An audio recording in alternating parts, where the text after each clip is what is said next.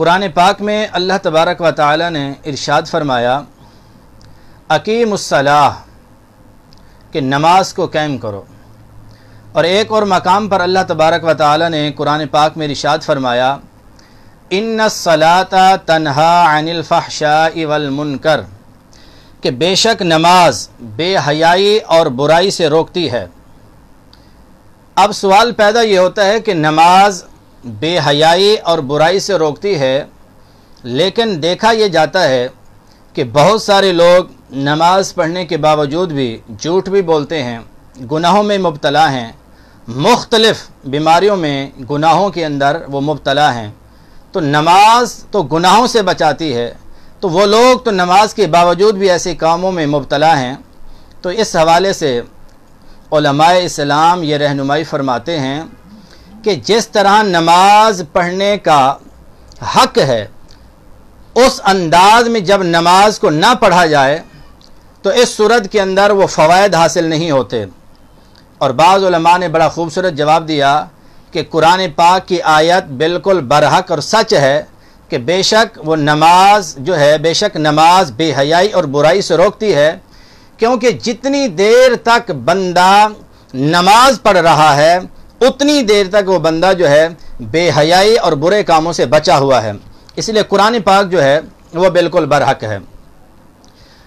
अब अल्लाह तबारक व तआला ने कुरान पाक में इरशाद फरमाया अकीमुस्सलाह कि नमाज को कायम करो। याद रखें, नमाज कायम करने के लिए ज़रूरी है कि हमें नमाज का तरीक़ा आता हो, हमें नमाज पढ़ना आती हो। तो नमाज वही पढ़ेगा जिसने नमाज का तरीक़ा भी सीखा हो। इसलिए फिर ज़रूरी है कि जब हम नमाज पढ़ें तो हमें नमाज का सही तरीक़ा भी मालूम हो। बाद लोग नमाज पढ़ते हुए गलतियां कर जाते हैं और जिसकी वजह से वो नमाज में सवाब हासिल करने की बजाय वो ख़ुद को गुनहगार कर लेते हैं। अब देखें, नमाज पढ़ने के फ़वाइद आप उलमाए कराम से सुनते ही रहते हैं। अब मैं इस हवाले से बात करना चाहता हूं कि हमने अपनी नमाज़ों को दुरुस्त करना है। इस हवाले से मौलाना रूम रहमतुल्लाह ताला अलैह वो फरमाते हैं कि एक बहरा शख्स था, उसका पड़ोसी बीमार हो गया, लोग उसकी इयादत करने के लिए आने लगे। अब वो बहरा शख्स वो सोचने लगा कि सब लोग उसकी इयादत के लिए जा रहे हैं, अब मैं उसकी इयादत के लिए क्यों ना जाऊं। लेकिन उसने कहा मैं तो बहरा हूं, वो मुझसे जब गुफ्तगू करेगा तो मैं उसकी आवाज़ को तो सुन नहीं पाऊंगा क्योंकि मैं तो बहरा हूं। फिर उसने कहा कि मुझे जाना तो चाहिए क्योंकि इयादत करना ये मसनून है, सुन्नत है। अब उसने सोच विचार किया कि क्या करूं। उसने कहा होता तो यह है कि जब बंदा बीमार के पास जाता है तो उमूमन यही सवाल किए जाते हैं कि आपकी तबीयत कैसी है, आप किस डॉक्टर से इलाज करा रहे हैं, आप ग़ज़ा कौन सी खाते हैं, ये सवाल किए जाते हैं। उसने कहा मैं भी जाऊंगा तो मैं उससे पूछूंगा कि आपकी तबीयत कैसी है, तो वो जवाबन यही कहता है कि मेरी तबीयत ठीक है, तो मैं कहूँगा अल्हम्दुलिल्लाह माशाअल्लाह, अल्लाह का लाख लाख शुक्र है।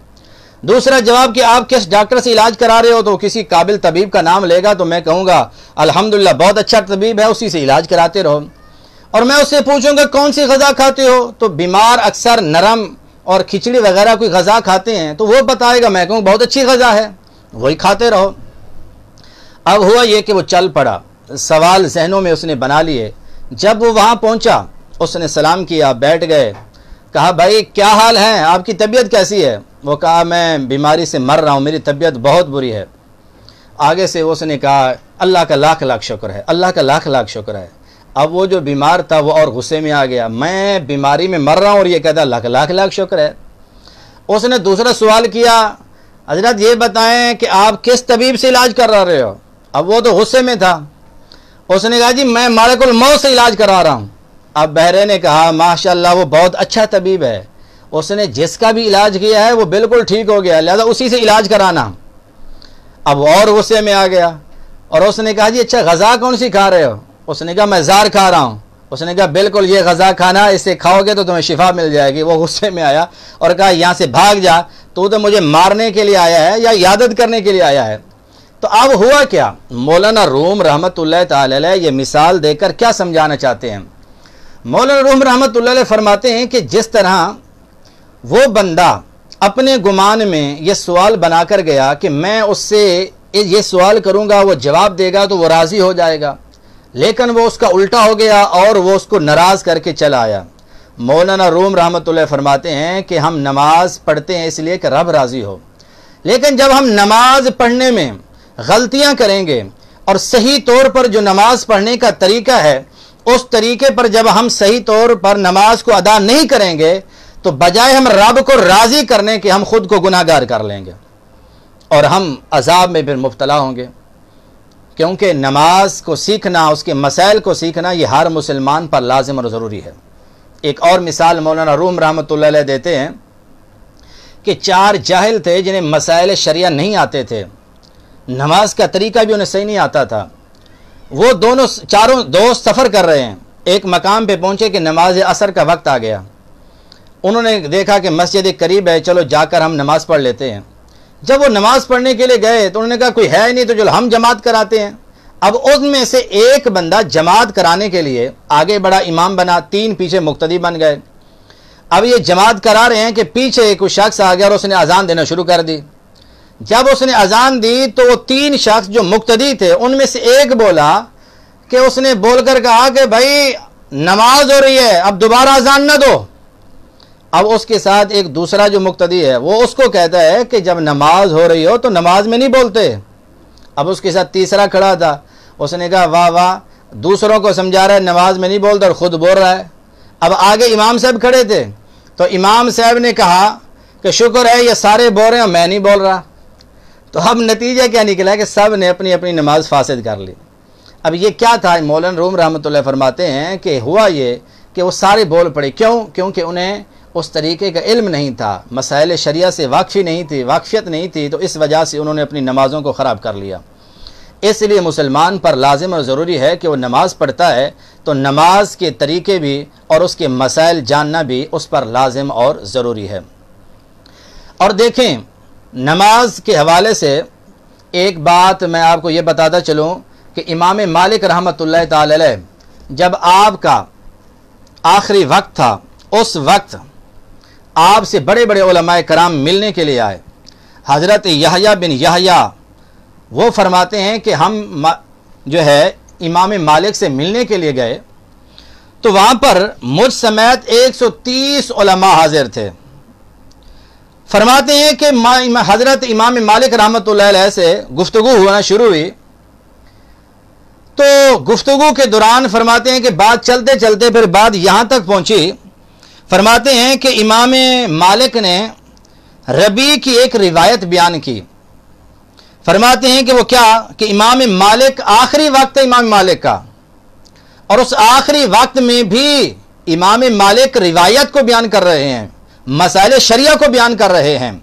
فرماتے ہیں کہ امام مالک نے کہا کہ ربیع کی ایک روایت بیان کی کہ کسی شخص کو نماز کے مسائل بتلانا روئے زمین کی تمام دولت کو صدقہ کرنے سے بہتر ہے۔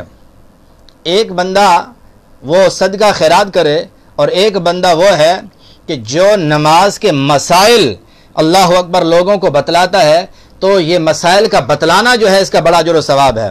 فرمایا کہ نماز کے مسائل بتلانا روئے زمین کی تمام دولت صدقہ کرنے سے بہتر ہے، اور کسی شخص کی دینی الجھن کو دور کر دینا 100 حج کرنے سے افضل ہے۔ تو اندازہ لگائیں کہ دینی الجھن میں کوئی ہو اور کوئی عالم، کوئی دین کے مسائل کو جاننے والا اس کو مسائل، اس دینی الجھن کو دور کر دے تو 100 حج کرنے کا اسے ثواب ملے گا۔ تو وہ لوگ کتنے خوش نصیب ہیں جو دین کا علم پڑھتے ہیں اور دین کا علم پڑھ کر بڑے مصائب اور مشکلات سے گزرتے بھی ہیں اور لوگوں کی دینی الجھنوں کو بھی دور کرتے ہیں۔ یقیناً اللہ کی بارگاہ سے ان لوگوں کو بڑا اجر و ثواب ملتا ہے۔ اللہ اکبر۔ حضرات محترم، اس حوالے سے یہ بھی یاد رکھیں کہ نماز پڑھنے کے بڑے فوائد ہیں۔ نماز پڑھنے سے اللہ کی رحمت نازل ہوتی ہے، گناہ مٹتے ہیں۔ نماز پڑھنے سے انسان کے اندر روحانیت پیدا ہوتی ہے، انسان کے اندر عاجزی پیدا ہوتی ہے۔ یہ نماز کی بڑی برکتیں ہیں۔ اور حضرت ابن عمر رضی اللہ تعالیٰ عنہ فرماتے ہیں کہ الصلاۃ تسود وجہ الشیطان، فرمایا نماز یہ شیطان کے منہ کو کالا کر دیتی ہے۔ اور حضرت عمر رضی اللہ تعالیٰ عنہ فرماتے ہیں کہ الصلاۃ عماد الدین، کہ نماز یہ دین کا ستون ہے۔ اور حضرت علی فرماتے ہیں الصلاۃ عماد الایمان، کہ نماز جو ہے یہ ایمان کا ستون ہے۔ حضرت عبداللہ ابن مسعود رضی اللہ تعالیٰ عنہ فرماتے ہیں کہ سألت النبی صلی اللہ علیہ وآلہ وسلم ای الاعمال احب الی اللہ تعالی، میں نے حضور کی بارگاہ میں سوال کیا کہ یا رسول اللہ اعمال میں سب سے زیادہ پسندیدہ اللہ کی بارگاہ میں کون سا عمل ہے؟ تو قالا رسول اللہ صلی اللہ علیہ وآلہ وسلم نے ارشاد فرمایا الصلاۃ لوقتہا، کہ نماز کو اس کے وقت پر ادا کرنا یہ اللہ کی بارگاہ میں جو ہے سب سے پسندیدہ عمل ہے۔ ملا علی قاری رحمۃ اللہ تعالی علیہ مرکات میں فرماتے ہیں کہ ان الصلاۃ افضل العبادات بعد الشہادتین، فرماتے ہیں کہ کلمے کے بعد عبادات میں سب سے افضل جو ہے وہ نماز ہے۔ اور مرکات المفاتی میں ہی ملا علی قاری رحمۃ اللہ تعالی علیہ فرماتے ہیں کہ لأن الصلاۃ اول ما یسأل عنہ من العبادات، کہ قیامت کے دن عبادات میں سے سب سے پہلے جو ہے وہ نماز کے بارے میں پوچھا جائے گا۔ اور حضرت شیخ عبد القادر جیلانی رضی اللہ تعالیٰ عنہ 11ویں والے پیر ہیں، ہم بڑی عقیدت اور محبت سے ان کی 11ویں شریف کا ختم دلاتے ہیں اور ان سے عقیدت اور محبت کا اظہار کرتے ہیں۔ حضور غوث اعظم رضی اللہ تعالیٰ عنہ آپ ارشاد فرماتے ہیں اور ناراضگی کا اظہار فرماتے ہیں، فرمایا لا یصلی علیہ ولا یدفن فی مقابر المسلمین او کما قال، فرمایا جو بندہ نماز نہ پڑھے وہ اس لائق ہے کہ اس کی نماز جنازہ بھی نہ پڑھی جائے اور اسے مسلمانوں کے قبرستان میں بھی دفن نہ کیا جائے۔ اب وہ پیرانے پیر ہیں، پیروں کے پیر ہیں، حضرت شیخ عبد القادر جیلانی، وہ فرماتے ہیں جو نماز نہ پڑھے وہ اس قابل ہے کہ اس کی نماز جنازہ نہ پڑھی جائے۔ تو کتنے دکھ کی بات ہے کہ وہ پیر جو نماز نہ پڑھیں، جو نماز کا مذاق اڑائیں اور کہیں کہ ہم مکہ مدینے میں نماز پڑھ کے آئے ہیں اور نماز کی اہمیت اپنی مریدوں کو نہ بتائیں، تو پھر وہ سن لیں کہ پیرانے پیر یہ کہہ رہے ہیں کہ وہ اس قابل ہی نہیں کہ اس کی نماز جنازہ پڑھی جائے۔ تو وہ پیر کیسا جو نماز بھی نہ پڑھے اور مریدوں کو بھی نماز کی تلقین نہ کرے۔ اب امام غزالی رحمۃ اللہ تعالی علیہ ایک بڑی خوبصورت بات کرتے ہیں، ہم لوگ پیروں کی عقیدت میں اتنا آگے بڑھ جاتے ہیں کہ اگر وہ شریعت کے خلاف بھی کام کر رہا ہو تو ہم کوئی بات بھی نہیں کرتے، ہم اس کو بھی کوئی شرعی مسئلہ سمجھ لیتے ہیں۔ لیکن امام غزالی رحمۃ اللہ تعالی علیہ ہمیں رہنمائی فرماتے ہوئے فرمایا لو رأیت شیخا یطیر فی الہوا، اگر تو کسی شیخ کو، کسی پیر کو ہوا میں اڑتا دیکھے، او یمشی علی البحر، یا سمندر پہ چلتا دیکھے، او یاکل النار، یا وہ آگ کو کھا رہا ہے، او غیر ذالک، یا اس کے علاوہ اگر وہ بڑے بڑے کوئی کرتب دکھائے، بڑی بڑی تمہیں کرامتیں دکھائے، بڑے بڑے تمہیں کوئی کرشمے دکھائے، فرمائے وَهُوَ يَتْرُكُ فَرْدًا مِّن فَرَائِضِ اللَّهِ تَعَالَى أَوْ سُنَّةٌ مِّنَ السُّنَنِ عَامِدًا، اور حالت اس کی یہ ہے کہ وہ پانی پہ چلتا ہے، حالت اس کی یہ ہے کہ وہ ہواؤں میں اڑ رہا ہے، اور اس کی مقام دیکھو کہ وہ بڑے بڑے کرشمے دکھا رہا ہے، لیکن اس کی حالت یہ ہے کہ وہ فرائض جو اللہ نے نازل کیے ہیں ان فرائض کو چھوڑنے والا ہے، نماز ادا نہیں کرتا، زکوٰۃ اس پہ واجب ہے تو زکوٰۃ نہیں دیتا، حج اس پر لازم اور فرض ہے تو حج نہیں کر رہا، تو اللہ کے فرائض کو چھوڑ رہا ہے۔ اور فرمائے یا پھر وہ سنت کو جان بوجھ کر چھوڑنے والا ہے، تو فرمائے فَعْلَمْ أَنَّهُ كَذَّابٌ فِي دَعْوَاهُ، فرمائے پھر جان لے کہ بے شک وہ اپنے دعوے میں جھوٹا ہے۔ دعوت وہ کر رہا ہے کہ میں بہت بڑا ولی ہوں، دعویٰ کر رہا ہے کہ میں بہت پہنچا ہوا ہوں، لیکن حالت اس کی یہ ہے کہ نماز نہیں پڑھتا، حالت اس کی یہ ہے کہ سنت موقدہ کو چھوڑتا ہے، نبی پاک کی سنتوں پہ عمل نہیں کرتا ہے۔ تو فرمایا فَعْلَمْ أَنَّهُ كَذَّابٌ، کہ جان لو وہ جھوٹا ہے، فی دعویٰ وہ اپنے دعوے میں وہ جھوٹا ہے، اور وَلَيْسَ فِعْلُهُ کرامہ، اور اس کے وہ جو کراتب دکھا رہا ہے وہ کرامت نہیں ہے، بل استدراج، وہ تو استدراج ہیں، اور اللہ کی ہم پناہ مانگتے ہیں ایسے لوگوں سے۔ اللہ اکبر۔ تو حضرات محترم، آپ نے یہ بات سماعت فرما لی کہ ہمیں नमाज के हवाले से एक तो यह है कि मसाइल को सीखना है, और दूसरा ये है कि ऐसे हजरात जो अपने आप को पीर कहते हैं लेकिन वो नमाज नहीं पढ़ते, नमाज की तलकीन नहीं करते और नमाज जमात से भी नहीं पढ़ते, मस्जिद में नहीं जाते, तो ऐसे लोगों से बैत ना करें। हाँ, उनकी इज्जत अदब करें लेकिन उनसे बैत ना करें, उनके तरीके को शरीयत का मसला ना समझें। अब आइए चंद बातें आपसे गोशगुजार करता हूँ कि हमें नमाज के मसाइल के हवाले से चंद बातें में जाननी ज़रूरी हैं। कि देखिए, होता यह है कि जब नमाज पढ़ने के लिए हम मस्जिद में आते हैं तो अगर हमने ये देखा कि इमाम साहब नमाज पढ़ा रहे हैं, जमात कायम हो चुकी है, अब हम उस वक्त पहुंचते हैं कि इमाम साहब रुकू में चले गए हैं। अब यहाँ पर गलती क्या की जाती है? गलती ये की जाती है कि जब इमाम रुकू में चला गया है तो इस सूरत में लोग भाग कर जल्दी जल्दी जमात में शामिल होने की कोशिश करते हैं। अब इस सूरत में देखें कि वो बहुत सारे मसाइल को छोड़ रहे होते हैं और इस वजह से वो गुनहगार भी हो सकते हैं। एक तो यह है कि जब मस्जिद में हमने दाखिल होना है तो मस्जिद में चलते हुए हमें बाअदब तरीके से चलना है, भागना नहीं है, मस्जिद का तकद्दुस को ख़राब नहीं करना, मस्जिद का जो एहतराम है उसको पामाल नहीं करना। अब लोग क्या करते हैं कि अगर रुकू में इमाम चला गया है तो ये भागकर तेज़ी के साथ रुकू में शामिल होते हैं। अब मस्जिद का तकद्दुस और एहतराम यह है कि आराम से चला जाए, अब ये तकद्दुस और एहतराम भी ख़राब किया।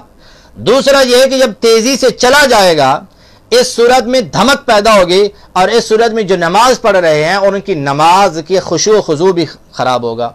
अब ये बंदा जो तेज़ी के साथ रुकू में शामिल होना चाहता है, अब ये मस्जिद में तेज़ी से चल रहा है, अब इसकी तेज़ी से चलने की वजह से धमक पैदा होगी और उस वजह से नमाजियों की नमाज में खलल पैदा करने का यह सबब बन रहा है। तो सबसे पहला यह ख्याल करना है कि अगर हमने इमाम को रुकू में पाया है तो आराम के साथ हमने मस्जिद में जाना है। फिर वहाँ पर जब हम पहुँचें तो फिर सबसे पहले ख्याल ये करना है कि मुझे सफ़ में कहाँ खड़ा होना है। अगर इमाम साहब की पहली सफ़ में देखें कि वो जगह मुकम्मल है कि नहीं, अगर वो जगह मुकम्मल हो चुकी है पहली सफ़, तो फिर दूसरी सफ़ में इमाम के पीछे खड़े हों, और अगर दूसरी सफ़ भी इमाम के पीछे शुरू हो चुकी है तो फिर दाएं तरफ देखें और बाएं तरफ देखें कि दोनों तरफ बराबर हैं या कम या ज़्यादा हैं। अगर दाएं तरफ ज़्यादा है और बाएं तरफ कम है तो बाएं तरफ खड़ा हो, और अगर दोनों तरफ बराबर हैं तो फिर दाएं तरफ उसे खड़ा हो जाना चाहिए। फिर वहाँ खड़ा होकर जब तकबीर तहरीमा कहे तो पहले अल्लाह अकबर कहकर हाथ छोड़ देगा, पहले अल्लाह अकबर कहे तकबीर तहरीमा, फिर दूसरी मर्तबा अल्लाह अकबर कहते हुए वो रुकू में चला जाए। और गलती यहाँ ये होती है कि अगर कोई बंदा अल्लाह अकबर कहते झुकते हुए कहे, इस हालत में अल्लाह अकबर कह रहा है कि उसके हाथ जो हैं वो घुटनों तक पहुंच जाते हैं और तकबीर भी वहीं जाकर ख़त्म करता है, तो इस सूरत में उसकी नमाज भी नहीं होगी। उलमा फरमाते इसमें एहतियात करनी चाहिए। तो हमें ख्याल करना चाहिए इस मामले में कि जब हम नमाज में शामिल हों तो सबसे पहले इसका हमें ख़ास ख्याल रखना है। दूसरी बात यह है कि आजकल हमारे यहाँ ये देखा यह जाता है कि लोग जब मस्जिद में पहले आ जाते हैं लेकिन वो पीछे बैठे रहते हैं, पहली सफ़ में शामिल नहीं होते, अब वो बहुत बड़े अजर और सवाब से महरूम हो जाते हैं। इस हवाले से रसूलुल्लाह पाक सल्लल्लाहु अलैहि वसल्लम ने हमारी रहनुमाई फरमाई है कि हुजूर सल्लल्लाहु अलैहि वसल्लम ने इरशाद फरमाया, इन्नल्लाह व मलाइकतहु युसल्लूना अला सफ़िल अव्वल, बेशक अल्लाह और उसके फरिश्ते दरूद भेजते हैं सफ़े अव्वल वालों पर, यानी पहली सफ़ वालों पर अल्लाह और उसके फरिश्ते दरूद भेजते हैं। तो लोगों ने अर्ज की दूसरी सफ़ पर भी, तो रसूलुल्लाह सल्लल्लाहु अलैहि वसल्लम ने फरमाया अल्लाह और उसके फरिश्ते सफ़े अव्वल पर दरूद भेजते हैं। तो अंदाज़ा लगाएं कि जो लोग सफ़े अव्वल में शरीक हो जाएं तो ये कितनी बड़ी सआदत की बात है कि अल्लाह और उसके फरिश्ते दरूद भेजते हैं, उन पर रहमतें नाजिल हो रही थी अल्लाह की, और फिर फरिश्ते उनके लिए मग़फ़िरत की दुआएं कर रहे होते हैं। लेकिन बाद लोग इस सवाब से महरूम रह जाते हैं, पीछे बैठे रहते हैं कि बाद में आने वाले लोग पहली सफ़ में शामिल हो जाते हैं और पहले आने वाले पीछे सफ़ में खड़े हो जाते हैं। और उनका मकसद क्या होता है? बाज़ का मकसद ये होता है कि जैसे ही फ़र्ज़ ख़त्म होंगे हम जल्दी से जल्दी घर को चले जाएंगे।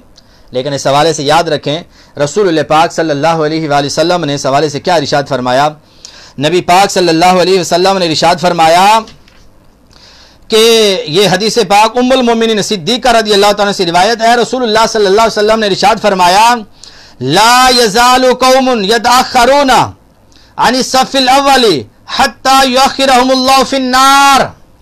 रसूल पाक सल्लल्लाहु अलैहि वसल्लम ने इरशाद फरमाया, हुक्मा काल हुज़ूर इस्लाम फरमाते हैं कि हमेशा सफ़े अव्वल से लोग पीछे होते रहेंगे यहाँ तक कि अल्लाह ताला उन्हें अपनी रहमत से मुअख़्ख़र करके आग में डाल देगा। तो ये आप बताएं, जो लोग पहले मस्जिद में पहुंचते हैं और पीछे बैठे रहते हैं और फिर उन्हें जल्दी जाने की होती है, तो ये कितना बड़ा उनके लिए वबाल उन पर आएगा। हुजूर फरमाते हैं एक और हदीस पाक, रसूल पाक सल्लल्लाहु अलैहि वसल्लम ने इरशाद फरमाया कि हुजूर सल्लल्लाहु ने सहाबा को सफ से पीछे होते हुए देखा तो इरशाद फरमाया, आगे बढ़ो और मेरी इक्तदा करो। यह हजरत अबू सईद खुदरी से रिवायत है कि रसूल पाक सल्लल्लाहु अलैहि वसल्लम ने सहाबा को सफ से पीछे होते देखा तो इरशाद फरमाया, आगे बढ़ो और मेरी इक्तदा करो और तुम्हारे बाद के तुम्हारी पैरवी करेंगे और लोग हमेशा पीछे होते रहेंगे यहां तक कि अल्लाह अपनी रहमत से उन्हें मुअख़्ख़र कर देगा। अब बताएं कि अब जो लोग साफ में आगे होने की बजाय पीछे होते चले जाते हैं, हुजूर फरमाते हैं अल्लाह ताला उन्हें अपनी रहमत से मुअख़्ख़र कर देगा। इसलिए मेरे दोस्तों भाइयों, जो लोग पहले मस्जिद में आ जाएं उन्हें चाहिए कि आगे सफ़ को मुकम्मल कर लें ताकि वो अल्लाह की रहमतें ज़्यादा से ज़्यादा हासिल करें, ज़्यादा से ज़्यादा रब की रहमतें लें। अल्लाह अकबर। अब देखिए एक दो चंद सवालात ऐसे हैं जो दोस्त अहबाब ने पूछे भी हैं, तो उस हवाले से चंद सवालात आपको बताते हैं। एक गलती तो आपने ये समाअत फरमाई कि हम पहले पहुँचे और पीछे सफ़ में बैठे रहे, और एक गलती हमारे दोस्त अहबाब नमाजी भाई ये भी करते हैं बाज़ कि जब नमाज पढ़ते हैं तो बिल्कुल खामोश खड़े रहते हैं, यानी तन्हा पढ़ रहे हैं, मुनफरिद हैं, अकेले नमाज पढ़ रहे हैं।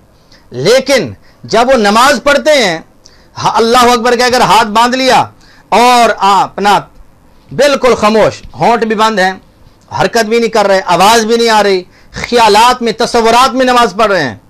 और इमाम अहले सुन्नत अशाह इमाम अहमद रज़ा से इस हवाले से सवाल किया गया कि बाज़ लोग इस तरह नमाज पढ़ते हैं, जब उनको समझाया जाता है तो वो आगे से कहते हैं कि भाई इस तरह नमाज पढ़ने से मजीद हमें कमाल हासिल होता है। हमने बाज़ सूफिया को भी देखा है, वो इस तरह नमाज पढ़ते हैं कि तसव्वुरात में नमाज पढ़ते हैं, ज़ुबान को बंद करके नमाज ख्यालात में पढ़ते हैं। आला हज़रत ने फरमाया वो शरीयत पर इफ्तिरा कर रहे हैं, शरीयत में ऐसा कोई मसला नहीं है, और वो सूफिया कराम पर भी बहुतान बांध रहे हैं। ऐसा कोई मसला किसी सूफिया ने बयान नहीं किया, किसी औलिया ने बयान नहीं किया, किसी सूफी ने, किसी वली ने बयान नहीं किया कि वो होंठ बांध करके तसव्वुरात में नमाज पढ़े। अब हुक्म यह है कि अगर कोई शख्स इस अंदाज में नमाज को पढ़े कि तसव्वुरात में ज़ुबान को बंद करके, तो अब ऐसी ज़रूरत उसकी नमाज ही नहीं होगी। आला हज़रत ने भी फरमाया अब वो जितने नमाजें इस अंदाज में पढ़ी या जितने दिनों से महीनों से पढ़ रहा है उसकी कोई नमाज नहीं, वो सारी नमाजें कज़ा करे, उनको अदा करेगा। और दूसरा यह है कि ये बात याद रखें, जब नमाज पढ़ी जाती हो, अकेले हम पढ़ रहे हैं, तो अपना जो अकेला नमाज पढ़ने वाला है उस पर लाजिम और ज़रूरी है कि इतनी आवाज़ में किरात करे कि उसकी अपनी आवाज़ उसके कानों तक पहुँचे, कोई शोर नहीं हो रहा और उसको कोई कानों की समात का मसला भी नहीं है, कोई बीमारी नहीं है, तो उस पर लाजिम है कि इतनी आवाज़ में किरात करे कि उसकी अपनी आवाज़ उसके कानों तक पहुँचे। और अगर इस सूरत में उसने इस तरह नमाज अदा ना की कि खामोशी के साथ, तो नमाज अदा नहीं होगी। और तकबीर तहरीमा ये फ़र्ज़ है, और अगर इमाम के साथ भी नमाज पढ़ें तो आपने भी तकबीर तहरीमा कहनी है। इस तरह नमाज जनाजा पढ़ते हैं तो उसमें 4 तकबीरें फ़र्ज़ हैं, और हर तकबीर इमाम के कहने के बाद आपने भी कहनी है, और इतनी आवाज़ में कहनी है कि आपकी आवाज़ आपके कानों तक भी लाजमी पहुँचे। इसका ख़ास ख्याल रखना है। अब एक सवाल यह है कि औरतें ये सवाल करते हैं कि बाद लोग ये कहते हैं, घर वाले औरतों को कहते हैं कि जुम्मा की नमाज हो रही हो या जुम्मे के दिन जुम्मा की नमाज से पहले तुम अपनी नमाज ज़ोर की ना पढ़ो, बल्कि जुम्मा की नमाज हो जाए उसके बाद तुम नमाज पढ़ो। इस हवाले से उलमाए इस्लाम ये रहनुमाई फरमाते हैं कि जुम्मा के दिन जुम्मा की नमाज पढ़े जाने से पहले अगर औरतें घर में ज़ोहर की नमाज़ पढ़ती हैं तो नमाज उनकी पढ़ना ठीक है, नमाज हो जाएगी। लेकिन अफजल और बेहतर यह है कि नमाज जुमा हो जाए, उसके बाद वो अपनी नमाज़ों को अदा करें, लेकिन पहले भी पढ़ लें तो उनकी नमाज हो जाएगी। इसी तरह एक सवाल ये भी है कि अगर किसी दोस्त को दुआए कुनूत याद ना हो, वितर की तीसरी रकात में अल्लाह अकबर कहकर दुआए कुनूत पढ़ते हैं, अगर वो दुआ किसी को ना आती हो तो क्या हुक्म है? इस हवाले से भी उलमाए इस्लाम ये रहनुमाई फरमाते हैं कि अगर उसको दुआए कुनूत नहीं आती तो उसे याद करनी चाहिए कि उसको पढ़ने से अजर व सवाब ज़्यादा मिलेगा, वरना दुआ तो पढ़ना वाजिब है। कोई भी दुआ पढ़ सकते हैं, कोई भी दुआ पढ़ सकते हैं। अब किसी को दुआ कुनूत नहीं आती तो वो रब्बे जालनी वाली दुआ पढ़ ले, अगर वो भी नहीं आती तो अल्लाहुम्मा रब्बना आतिना फिद दुनिया हसनतन व फिल आखिरति हसनतन व किना अज़ाबन नार, ये दुआ पढ़ ले। और अगर किसी को ये दुआ भी नहीं आती तो 3 दफ़ा कह ले अल्लाहुम्मा ग़फ़िरली, अल्लाहुम्मा ग़फ़िरली, अल्लाहुम्मा ग़फ़िरली, 3 दफ़ा इस दुआ को पढ़ ले, तो इस तरह दुआ कुनूत की दुआ वो पढ़ लेगा। इसी तरीके से एक सवाल ये भी है कि बाज़ मसाजिद में दरवाजे जो हैं वो शीशों के लगे होते हैं, या महराब में भी आजकल शीशे लगे होते हैं। जब बंदा नमाज पढ़ता है तो नमाज पढ़ते हुए उसका चेहरा जो है उस आईने में नज़र आ रहा होता है, उस शीशे में नज़र आ रहा होता है, तो इस सूरत में उसकी नमाज होगी या नहीं होगी, क्या हुक्म है? याद रखें, इस हवाले से उलमाए इस्लाम ये रहनुमाई फरमाते हैं कि अगर दरवाजे, मस्जिदों में दरवाजे शीशे के लगे हुए हैं, या घर में भी नमाज पढ़ रहा है और सामने आईना है, या मस्जिद में आया और वो शीशे हैं और उसमें जब नमाज उन्हें पढ़ना शुरू की तो उन शीशों में उसका चेहरा नज़र आ रहा है, तो इस हवाले से उलमा ये फरमाते हैं कि शीशा में नज़र आने वाला अक्स जो है ये ना तो तस्वीर है ना तस्वीर के हुक्म में है। और इस हवाले से इमाम अहले सुन्नत अशाह इमाम अहमद रज़ा जिद्दुल मुमतार में फरमाते हैं कि सुइल्तु अम्मन सल्ला व अमामुहु मिरअतुन, फरमाते हैं कि मुझसे भी उस शख्स के बारे में एक सवाल किया गया कि जो नमाज पढ़ रहा है और उसके सामने आईना है, शीशा है, क्या उसकी नमाज हो जाएगी? तो फरमाते हैं फ़अजबतु बिल जवाज़, तो मैंने जवाब दिया बिल जवाज़ के नमाज जायज़ है, नमाज हो जाएगी।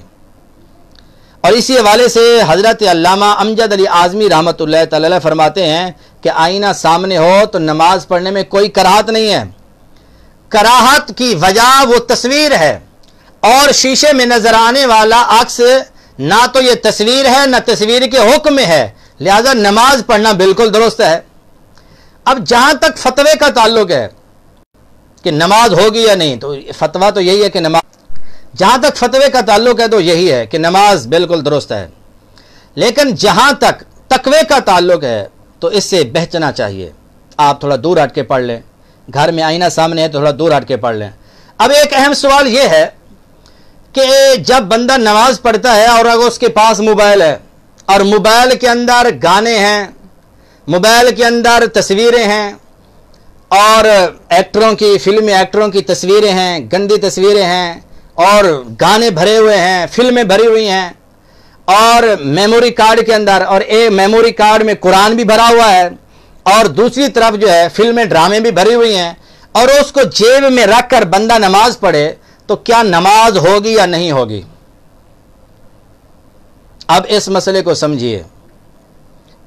इस हवाले से उलमा से भी ये सवाल पूछा गया, कोई जेब में बरहना तस्वीरें रख के नमाज पढ़े, गाने, फिल्में, ड्रामे रख के नमाज पढ़े तो क्या नमाज होगी या नहीं होगी? इस मसले को समझने से पहले मेरे दोस्तों एक बात यह समझें, हम नमाज क्यों पढ़ते हैं? इसलिए नमाज पढ़ते हैं कि हम पर अल्लाह की रहमत हो, अल्लाह हमसे राजी हो, हमारे गुनाह मिट जाएं। लेकिन आप अपने ईमान से बताएं, जब हम नमाज पढ़ रहे हैं और नमाज में गंदी तस्वीरें, फिल्में, ड्रामे जेब में रख लें तो हम नमाज पढ़ें तो क्या हम पर रहमत नाजिल होगी?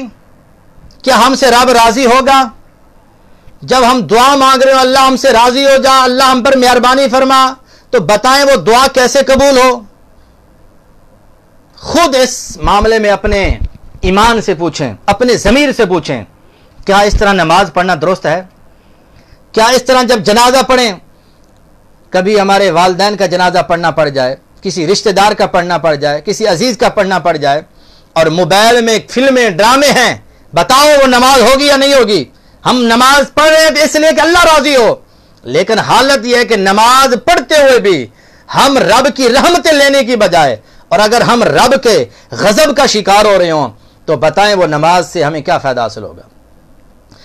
جہاں تک فقہی مسئلے کا تعلق ہے، علماء فرماتے ہیں کہ نماز تو ہو جائے گی، لیکن جہاں تک روحانیت کا تعلق ہے، اس کے اجر ملنے کا تعلق ہے، تو پھر وہ تو اس سے محروم رہے گا۔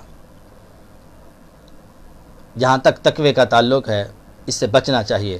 فتویٰ تو یہی دیا علماء نے کہ نماز ہو جاتی ہے کیونکہ تصویر چھپی ہوئی ہیں، لیکن اس پر اجر و ثواب ملے گا یا نہیں ملے گا یہ تو پھر آپ کو قیامت کے دن ہی پتہ چلے گا۔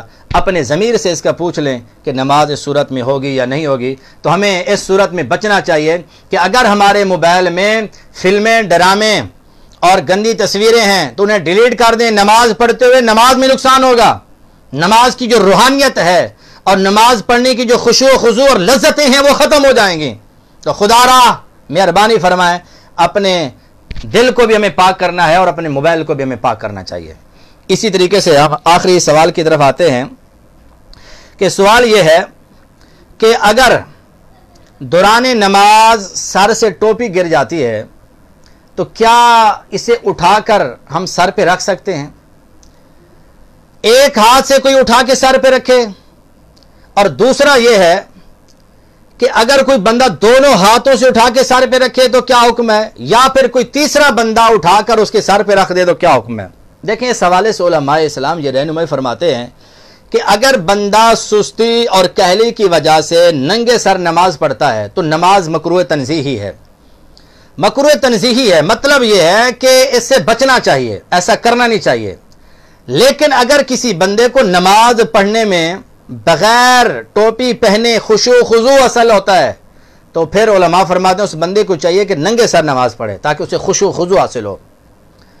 لیکن ایک بات یاد رکھیں، اب ٹوپی گر گئی تو اب چاہیے کہ نماز پڑھتا رہے، کیونکہ بغیر ٹوپی بھی نماز ہو جاتی ہے، نہ اٹھائے نماز مکمل کر لے۔ لیکن اگر وہ ٹوپی اٹھاتا ہے اور ایک ہاتھ سے اٹھا کے سر پہ پہن لیتا ہے تو ٹھیک ہے، کیونکہ یہ عمل قلیل ہے، عمل قلیل سے نماز فاسد نہیں ہوتی۔ لیکن اگر وہ دونوں ہاتھوں سے اٹھا کر سر پہ جماتا ہے، سر پہ رکھتا ہے، تو اب دونوں ہاتھوں کو جب وہ استعمال کرے گا تو اب اس صورت میں عمل کثیر پایا جائے گا اور اس وجہ سے اس کی نماز فاسد ہو جائے گی۔ اب مسئلہ یہ ہے، نماز فاسد ہو گئی، نماز ٹوٹ جائے گی، اب دوبارہ شروع سے نماز پڑھے۔ اب اگلا مسئلہ یہ ہے کہ وہ اٹھاتا نہیں ہے، اب تیسرے بندے نے دیکھا کہ یار اس کی ٹوپی گر گئی ہے، دوسرے بندے نے دیکھا وہ اس کے سر سے اپنا ٹوپی کو اٹھا کر اس کے سر پہ رکھ دیتا ہے۔ اس حوالے سے علماء یہ رہنمائی فرماتے ہیں کہ دوسرے بندے کو نہیں چاہیے کہ وہ ٹوپی اٹھا کے اس کے سر پہ رکھے، اس صورت میں بندہ گناہگار بھی ہوگا۔ وہ کیوں ہوگا؟ فرمایا اس لیے کہ وہ بندہ جو نماز پڑھ رہا ہے اس کے وہ نماز پڑھنے میں خشوع و خضوع کے خلل کا سبب بن رہا ہے، اس کی توجہ خراب کر رہا ہے۔ وہ نماز پڑھ رہا ہے اور یہ اس کے سر پہ جب ٹوپی رکھے گا اس کی توجہ ہٹ جائے گی، خشوع و خضوع اس کا ختم ہو جائے گا اور اس کی توجہ جو ہے اس طرف چلی جائے گی، اس لیے وہ بندہ پھر گناہگار ہو سکتا ہے۔ اس لیے یہ احتیاط کرنی چاہیے کہ کسی کی اگر ٹوپی گر گئی ہے تو وہ ٹوپی اٹھا کر اس کے سر پہ نہ رکھیں، اور اگر کسی سے یہ ایسا زندگی میں ہو گیا ہے تو وہ توبہ استغفار کر لے۔ مسلمان کی یہ شان ہے کہ اگر اس سے کوئی غلطی ہو جائے تو وہ اس پر توبہ استغفار کرتا ہے، اللہ کی بارگاہ میں رجوع کرتا ہے اور اپنے گناہوں کی معافی مانگتا ہے۔ میں بھی دعا کرتا ہوں کہ میں نے آپ کو مسائل سمجھائے، باتیں بتائیں، میں دعا کرتا ہوں اللہ تعالیٰ کی بارگاہ میں کہ ہم سب کو اللہ تعالیٰ نمازیں صحیح معنی میں ادا کرنے کی توفیق دے۔ بیان کرنے میں اگر مجھ سے کوئی غلطی ہوئی، کوتاہی ہوئی، میں اللہ کی بارگاہ میں توبہ کرتا ہوں کہ اللہ تعالیٰ مجھے صحیح معنی میں حق سچ بیان